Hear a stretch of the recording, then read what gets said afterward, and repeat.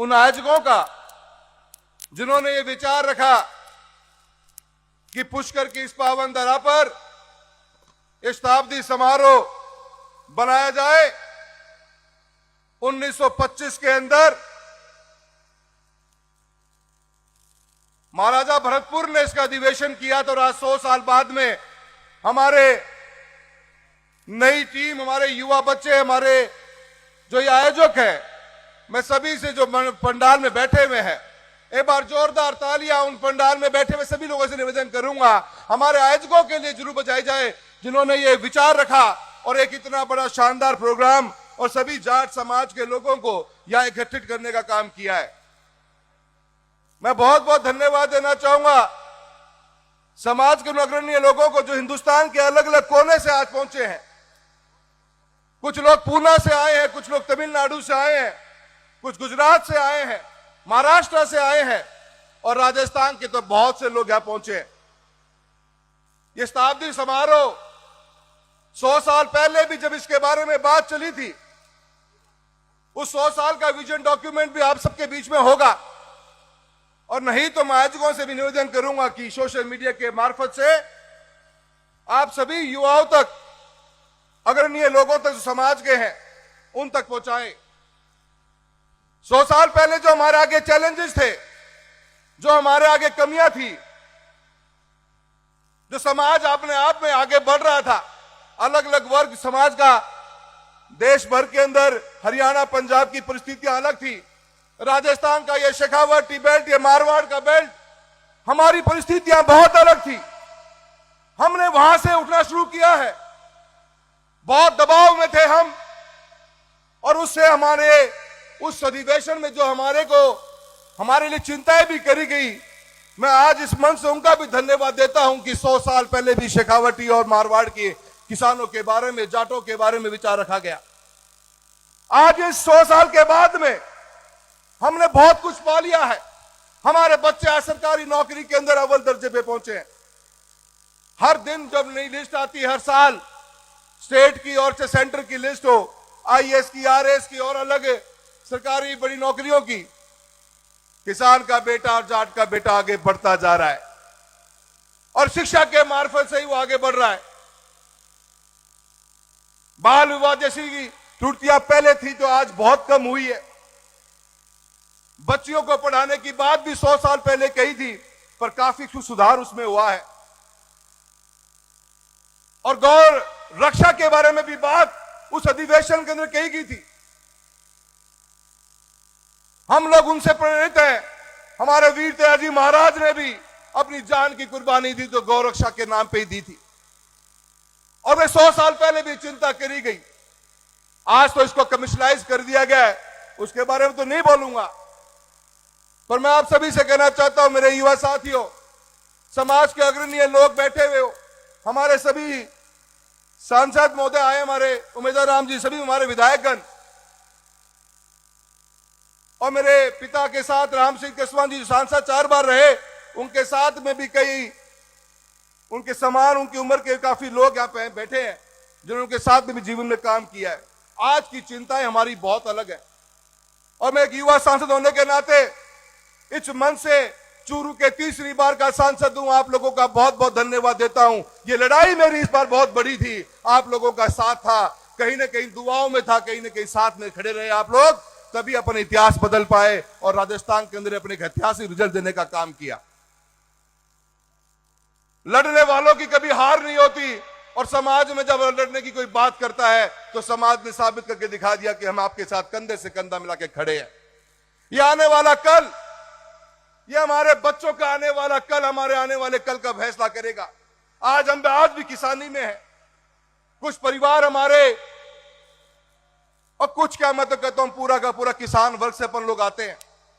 कुछ परिवार 2 पीढ़ी पहले, कुछ परिवार 1 पीढ़ी पहले, कुछ परिवार शायद आज, और कुछ परिवार 1 पीढ़ी के बाद में खेती छोड़कर आगे शिक्षा के मार्फत से ही बढ़ेंगे।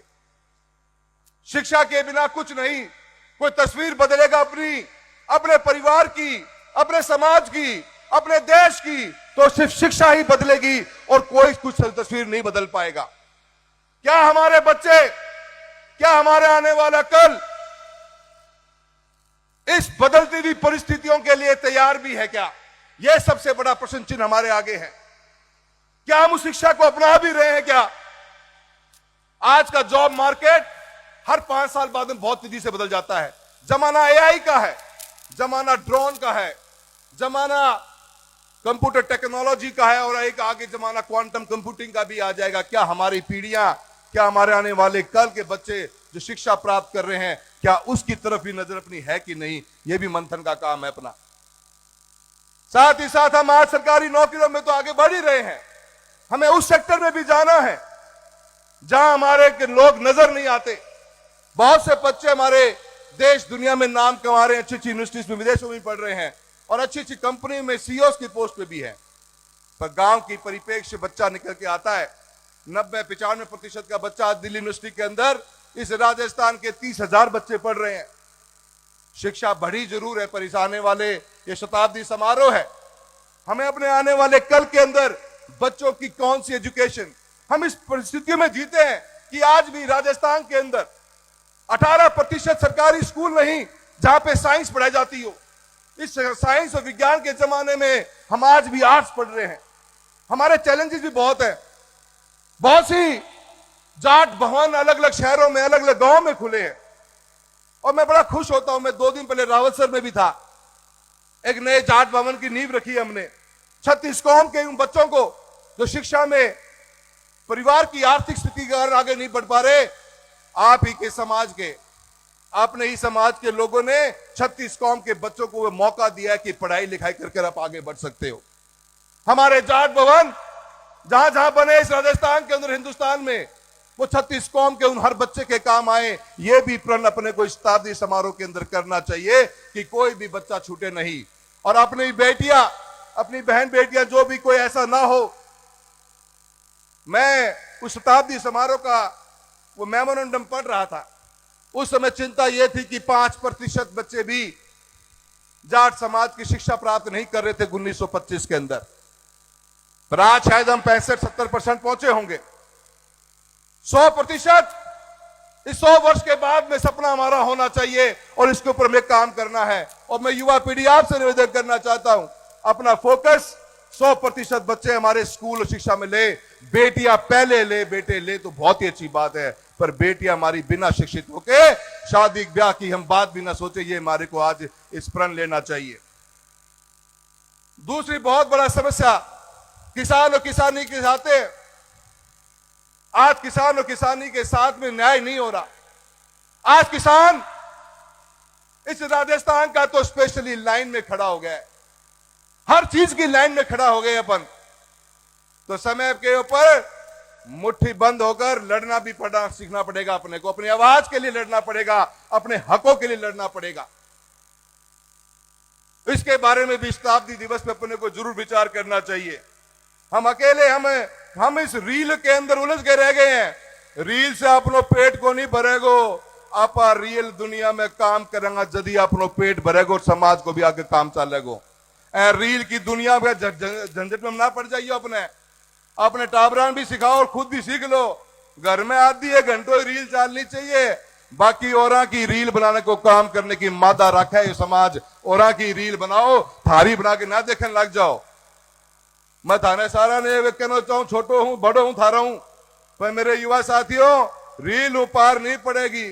रील की दुनिया बाहर निकलो और रियल दुनिया में आके अपना ही नहीं, अपने परिवार का, अपने समाज का इतिहास में नाम कैसे लिखा जाए, इसके ऊपर काम करने की सोचना पड़ेगा।